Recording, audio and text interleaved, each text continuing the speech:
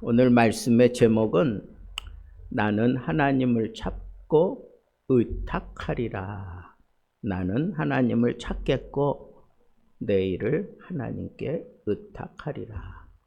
이 얘기는 욥의 얘기가 아니에요. 엘리바스의 얘기입니다. 지금 욥이 말로 다 할 수 없는 그런 환난을 당했잖아요. 온몸에 욕창이 돋고 자기 마누라는 하나님을 저주하고 죽으라고까지 얘기하면서 그 이후에 아내가 등장하지 않는 거 보면 욥을 떠나간 게 아닌가 하는 그런 생각도 하게 되지만, 또 그렇게만 생각할 수 없는 게 하나님께서 또 욥에게 은혜를 베푸실 때 또 자녀들을 10명이나 또 주시잖아요. 그죠? 그런 거 보면 참 아픔이 있는 그런 가정에 아주 고춧가루 그런 뿌리는 역할을 욥의 아내가 한 것은 틀림없어요. 그리고 너무 몸이 가려우니까 기아장 뾰족한 부분을 가지고 몸을 막 긁고 있는 그런 모습을 평소에 늘 욥을 존경하고 아끼고 사랑하던 그런 친구들이 와서 그 모습을 보면서 그냥 너무너무 안타까워하는 거예요. 너무너무 안타까워하면서 욥과 이렇게 대화를 하는데, 욥이 대화가 처음에는 잘 안 되는 거예요. 뭔가 좀 얘기를 하려고 하니까 자기가 태어난 것을 저주하고 막 자기 생일을 저주하고 막 이런 식으로 나가니까 그 얘기를 다 들으면서 그 중에 나이가 많았다고 생각하는 이 엘리바스가 이렇게 지금 권면하는 거예요. 너 그런 고난 당하고 이런 일 당했지만 그렇게 막 자기 생일을 저주하고 뭐 심각한 그런 얘기들을 막 주저리 하니까 그 상황은 다 이해되면서도 권면하는 거예요. 나라면 지금 이 순간에 하나님을 찾겠다. 나라면 이 순간에 하나님을 찾겠다. 그리고 나에게 있는 이 모든 일을 하나님께 의탁하겠다. 그렇게 얘기를 한 거예요. 그렇게 얘기하면서 왜 그러냐? 하나님이 이런 분 아니냐? 하나님은 헤아릴 수 없이 큰 일을 행하시고 기이한 일을 행하시고 비를 땅에 내리시고 물을 밭에 보내시며 낮은 자를 높이 드시고 뭐 애곡하는 자를 일으키사 구원에 이르게 하시고, 하나님은 교활한 자의 계교를 꺾으시고 그들의 손이 성공하지 못하게 하시며 뭐 이런 식으로 하나님이 이런 일을 하시는 분이다. 하나님이 너의 이 모든 형편을 하나님이라면 얼마든지 바꿔주실 수 있는 분인 걸 우리가 아는데, 너도 알고 나도 알고 우리가 다 아는데, 아무리 힘들고 어려워도 그래도 너는 하나님을 찾아야 되는 거 아니니? 그러면서 지금 권면하는 거예요. 그 권면하는 거예요. 그러면서 하나님께 징계받는 자들은 사실은 복을 받는 거야. 그러면서 깊은 신앙의 아주 깊은 차원의 내용까지 얘기를 해요. 너는 지금 당장은 세상에서 가장 비참한 일을 당한 정말 꼴사나운 지경에 이르렀지만 사실은 너는 하나님께 복을 받은 거야. 하나님의 징계라면, 전능자의 징계라면 업신여겨서는 안 돼. 하나님은 아프게 하시다가 싸매시고 상하게 하시다가 그의 손으로 고치시는 분이지 않느냐. 그러면서 아주 깊은 신앙의 그런 차원에서 욥을 권면하고 있는 내용입니다. 여러분, 엘리바스는 이렇게 지금 욥을 권고하고 용기를 주는 얘기를 하지만 이 내용은 사실은 엘리바스의 영적인 그런 고백과 같아요. 기도와 같아요. 그래서 제가 이 본문을 정한 겁니다. 자, 이 엘리바스의 이 논리를 따라서 우리 몇 가지 우리의 기도가 또 우리의 기도 생활이 잘 되고 있는지 한번 점검해 봤으면 좋겠습니다. 위기 속에서 하나님을 찾아라.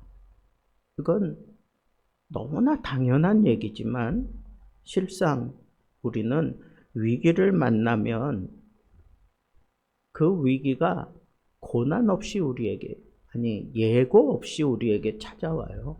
그리고 언제 그 위기가 찾아오는지 우리는 알 수가 없어. 근데 그 위기에 맞닥뜨려진 사람들은 이런 모습이에요. 건강이 무너지고 사람들과의 관계가 깨지고 사업이 흔들리고 자녀의 문제가 터지고 막 감당할 수 없는 일들이 막 일어나면 사람들은요, 본능적으로 무언가를 붙들려고 해요. 무언가를 붙들려고 해. 경제적으로 큰 위기가 오면 사람들은 그 손으로 뭘 붙들려고 할까요? 돈을 붙들려고 해요. 돈이 어디 있는지 그쪽으로 눈을 돌리고 어떻게든지 그 돈을 붙잡으려고 해요. 그 돈을 많이 가지고 있는 사람만 붙들면 그 사람을 통해서 나의 이 부족한 부분을 돈이 채워질 것 같아서 사람을 또 붙듭니다. 그리고 누구에게 이런 돈이 있어. 그 사람에게는 무언가 통로가 있을 거야. 그러면서 막 그냥 귀를 기울여서 정보에 그냥 귀를 메고 삽니다. 그리고 위기를 만났을 때 사람들은 다 자기가 살아오면서 위기를 넘었을 때의 그 경험을 붙들어요. 다른 사람의 경험을 간접적으로 자기가 또 붙들기 원하는 게 그게 사람의 자연스러운 모습이에요. 그런데 신앙인이라면 그렇게 살면 안 된다는 거예요. 그래서 엘리바스가 신앙으로 모든 사람들에게 추앙을 받았던 욥에게 이렇게 권면하는 거예요. 너 정말 힘들고 어려운 상황에서 지금도 뭘 붙들고 있는 거야? 그러면서 엘리바스가 이렇게 아주 따끔하게 얘기하는 거예요. 나라면 이 상황에서 하나님을 찾겠고 이 모든 일을 하나님께 의탁할 것이다. 너 얼마든지 그렇게 할 수 있는 믿음의 사람이고 우리의 기대를 그렇게 풀어갈 사람인데 왜 이 단순하고 이 분명한 사실을 너는 행하지 않느냐라고 하면서 아주 일침을 가하는 거예요.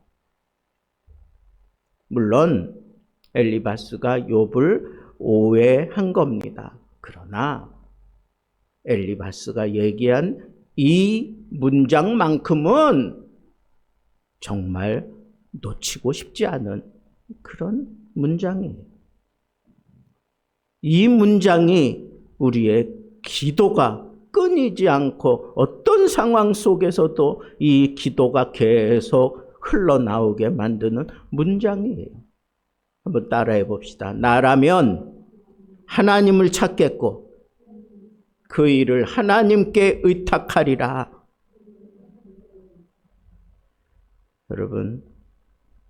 여러분들도 위기를 만났을 때 앞뒤 가리지 않고 하나님부터 찾습니까?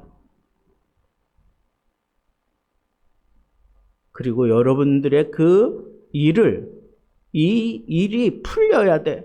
이 모든 게 그냥 풀려야 돼. 그러면 그걸 풀기 위해서 하나님께 맡깁니까? 아니면 내 지혜를 짜내고 사람들을 생각하고 그러면서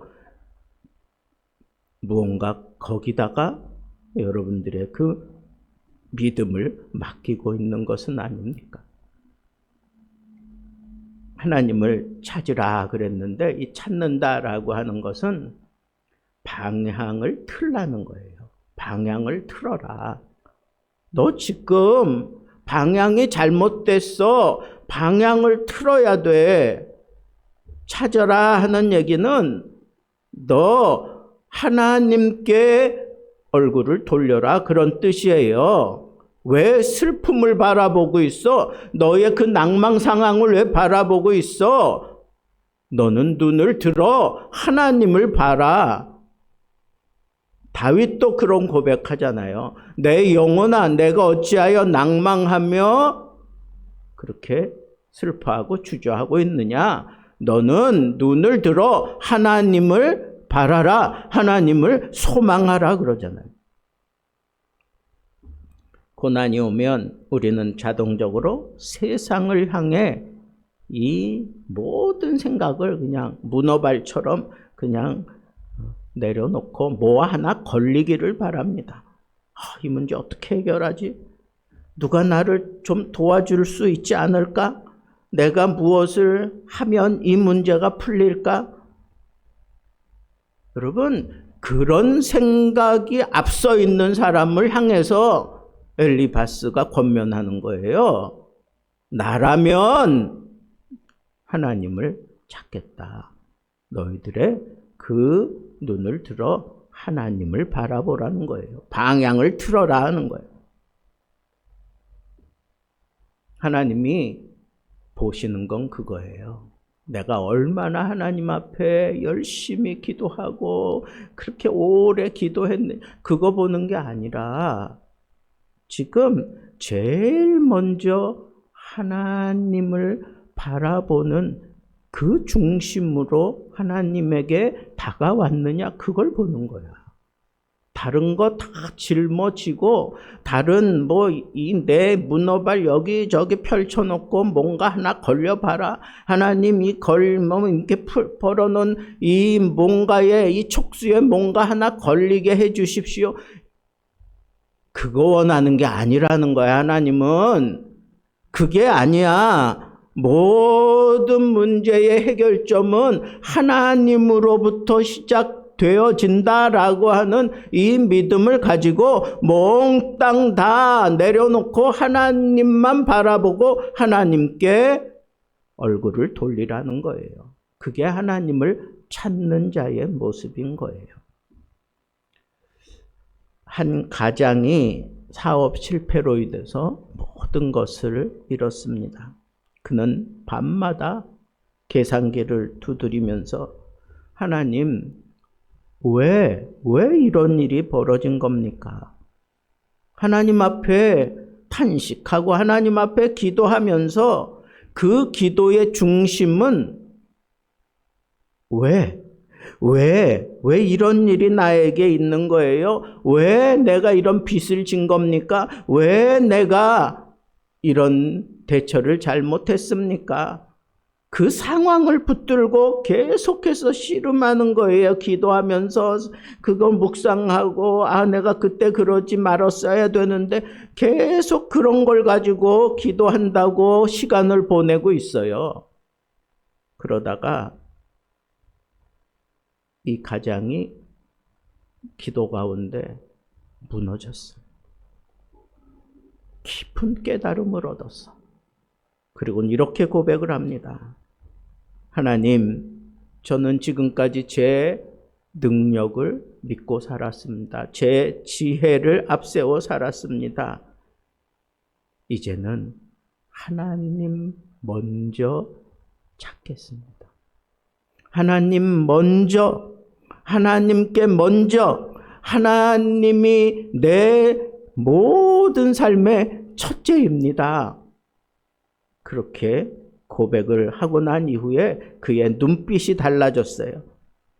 그러고 난 다음에 두려움이 줄어들고 마음에 막 평안이 차고 넘치게 되었습니다.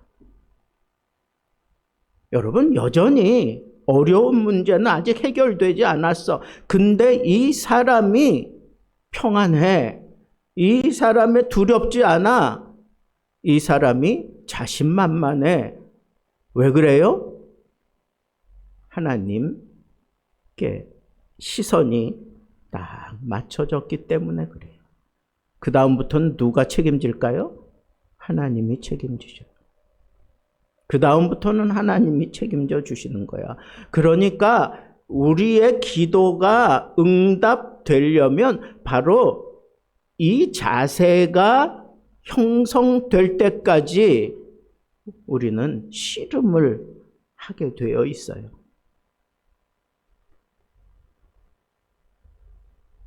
엘리바스가 하나님을 찾으라. 그래서 너희의 그 방향을 탁 틀어라.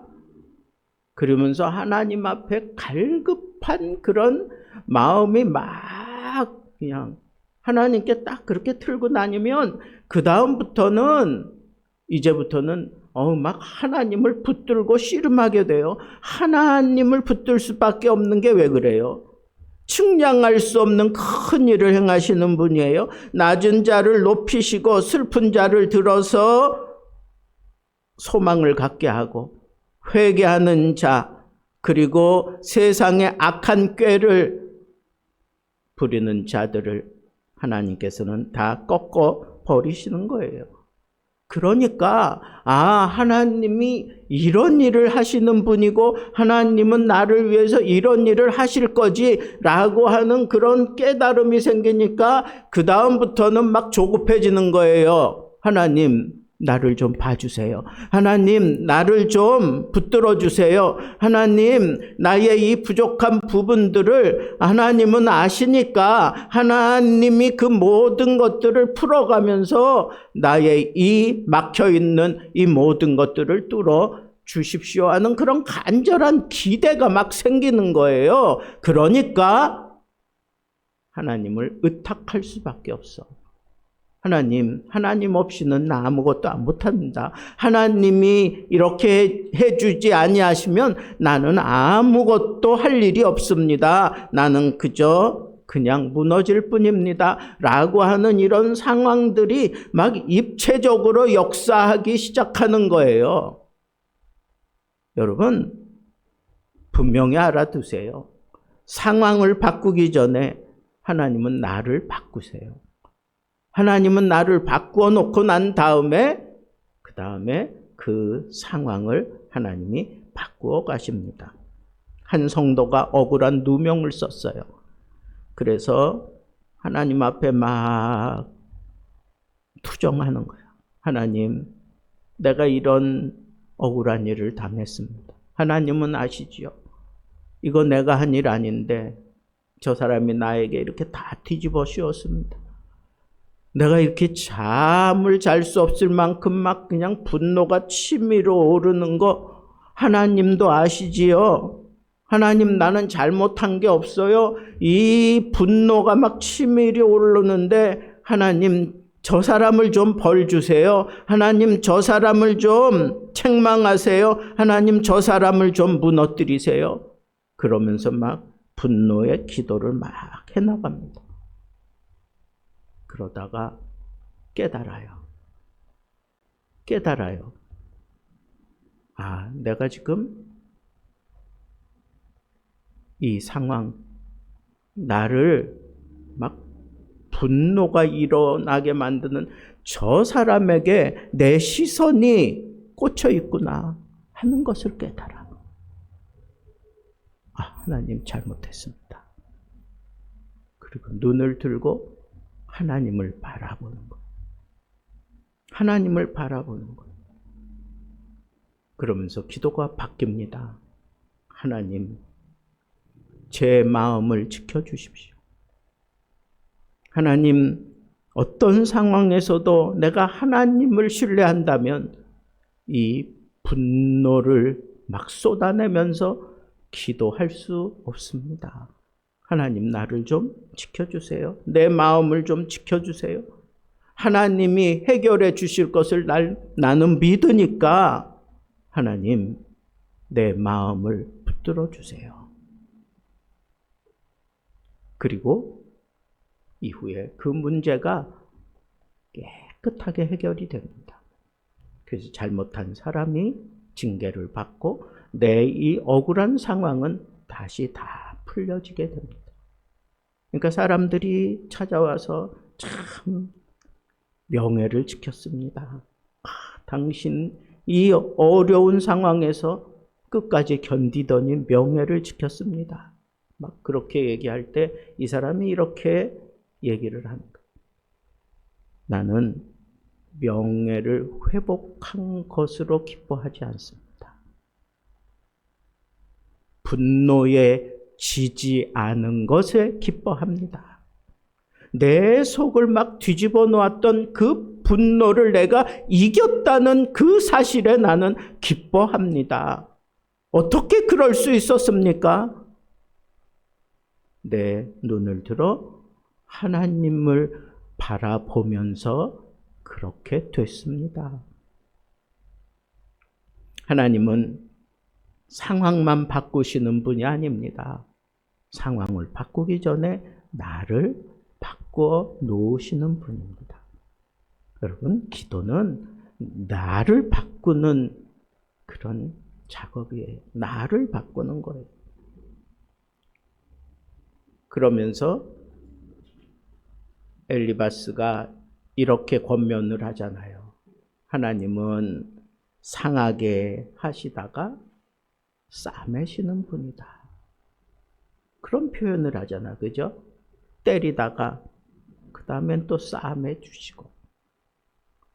여러분, 우리는 믿음을 가지고 산다고 하지만 하나님 앞에 정말 하지 말아야 될 것이 뭐냐 하면 하나님 앞에 기도한다고 하면서 하나님을 바라보지 않고 문제를 바라보고 있어. 빚을 바라보고 있어. 내 이 무너진 건강을 바라보고 있고 내가 억울한 상황을 받은 것 그걸 바라보고 있어요. 그런 자세를 가지고 그런 모습으로 하나님 앞에 기도한다고 하는 것 자체가 하나님을 참 가벼이 여기는 거예요. 하나님께 경솔히 행하는 거예요. 기도는 내 눈을 들어 하나님을 바라보면서 스파크가 터지게 되어 있어요. 모든 걸 다 내려놓고 하나님을 바라보세요. 모든 걸 다 내려놓고 하나님을 바라보세요. 거기서부터 스파크가 터지고 하나님의 은혜가 내 속에 연결이 되어서 나를 바꾸기 시작하면서 하나님이 내가 모든 것들을 받아낼 수 있고 풀어갈 수 있는 마음이 준비되면 그때는 하나님이 일하시는 것을 우리가 볼 수 있게 되는 겁니다. 그런데 우리는 이렇게 자기가 잘못하는지도 모르고 하나님 앞에 기도한다고 하면서 이 잡동사니들을 끌고 와서 막 기도하는 거예요. 그러면서 나 이런 상처받았다고 하나님이 어떻게 나를 이렇게 하실 수가 있느냐. 하나님 앞에 오히려 막 어거지를 쓰면서 달려들어요. 근데 하나님이 그걸 또 다 받아내면서 또 깨닫게 하셔. 또 우리를 품어 안아주시고 고쳐주신다. 50대 한 권사님이 암 선고를 받았어요. 이 권사님은 50대면 아직 할 일이 많잖아요. 하나님 앞에 나와서 밤새도록 그냥 며칠 몇 날을 굶어가면서 성전을 떠나지 않고 거기서 눈물로 기도했습니다. 하나님, 왜 나에게 이런 시련을 주십니까? 나 아직 할 일이 많은데. 가정에도 할 일이 많고 교회에도 할 일이 많고 사회 속에서도 내가 할 일이 많은데 왜 나에게 이런 고난을 주십니까? 근데 그가 그렇게 막 눈물로 기도하는 가운데 또 깨달아져요. 하나님, 내 병을 좀 치료해 주세요. 그냥 그것만 계속 기도하다가 깊은 깨달음이 와서 기도를 바꿨어. 어떻게? 하나님, 나를 좀 붙잡아 주십시오. 하나님, 나를 치료해 주세요.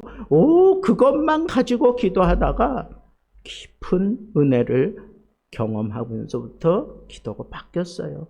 하나님, 나를 좀 붙들어 주세요. 내 몸이 이렇게 연약해지니까 하나님 앞에 내가 먼저 해야 될 게 뭔지 모르고 내가 이 힘들고 어려운 상황 때문에 내가 실수하고 잘못 그렇게 기도했습니다.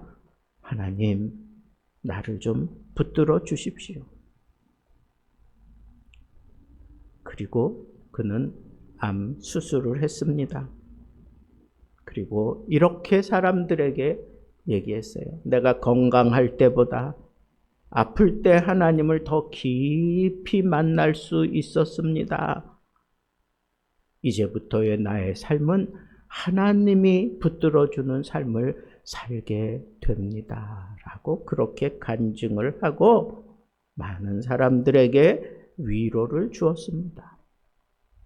여러분, 마지막 우리가 생각할 것은 그 일을 하나님께 의탁하리라 그렇게 얘기했는데, 의탁한다라고 하는 것은 그냥 모든 걸 다 내가 포기하고 그죠? 하나님께 다 맡기겠다.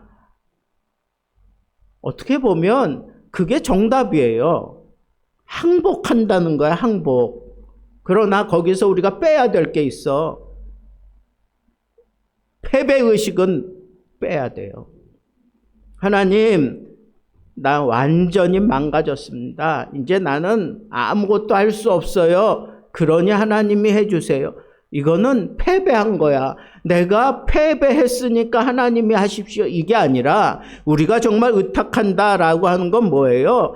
여전히 내 방법으로, 내 생각으로, 어떤 그 세상적인 방법으로 내가 무언가를 자꾸 하려고 하는 이 모든 것들을 내가 내려놓습니다. 내가 손을 들고 이 모든 것을 다 내려놓으니까 이제 하나님, 내 손을 잡고 해결해 주옵소서. 항복하는 거지 패배한 그런 모습으로 포기한 게 아니에요. 의탁한다라고 하는 것은 그 의탁의 동기는 뭐예요? 하나님이 내 손을 붙잡고 가시면 나는 내 생각이 아니라, 내 의지가 아니라, 내 지혜가 아니라 오로지 하나님의 은혜로, 하나님의 복으로 내가 이 모든 문제들을 풀어가게 되었습니다 라고 얘기할 수 있는 거예요. 그러나 그게 아니라면 어떤 문제가 풀려지고 그리고 굉장한 그런 자리에 올라서게 되면 또 내가 스물스물 내가 살아나서 내가 했습니다. 나니까 이런 거 했습니다. 이렇게 얘기할 수 있어요. 그러나 엘리바스가 얘기하는 의탁이라고 하는 건 항복하는 거야. 하나님, 내가 내 방법도 포기합니다. 내 지혜도 포기합니다. 내 경험도 포기합니다. 내가 가지고 있는 모든 재물도 포기합니다. 내 사람들도 다 포기합니다. 그러니 하나님, 내 손을 좀 잡아주십시오. 그게 의탁이야. 그게 의탁이에요. 그래서 하나님이 내 손 잡고 그 모든 문제를 풀어주잖아요. 그러면 잘 되고 난 이후에 모든 게 다 하나님의 은혜입니다. 비록 내 손을 거쳐서 어떤 문제가 풀어지고, 내 발을 거쳐서 어떤 문제가 풀어지고, 내 이 짤막한 지식을 통해서 어떤 문제가 해결되었을지라도 그는 그렇게 고백한다는 거예요. 진심으로 내가 아니라 하나님이 하셨습니다. 여러분, 의탁이라고 하는 것은 어쩌면 우리가 믿음을 가지고 끝까지 싸워야 되는 문제입니다. 그런데 우리 주님이 아주 아름다운 본을 보여주셨어요. 세상 사람들은 십자가를 볼 때 예수님이 실패한 그런 표징이라고 생각해요. 근데 예수님께서 아버지여, 내 영혼을 당신의 손에 부탁합니다. 그 얘기는 뭐예요?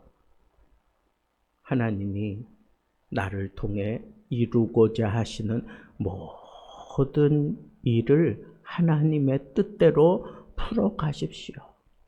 자기 몸 다 찢겨지고 다 피와 물 다 쏟아지면서 그러면서 마지막 순간 하나님 앞에 의탁하잖아요. 의탁하잖아.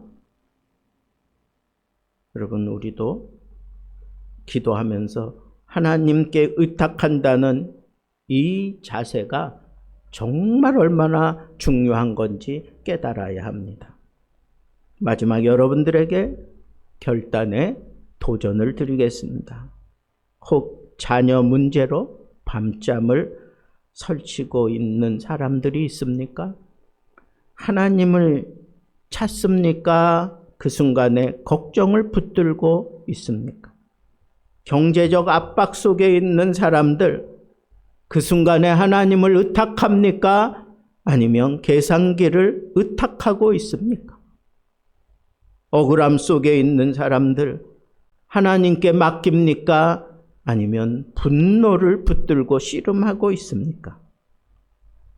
하나님은 말씀을 통해 우리에게 분명하게 말합니다. 나라면 하나님을 찾겠다. 나라면 하나님께 의탁하겠다. 사랑하는 성도 여러분, 이 두 가지만 기억하십시오.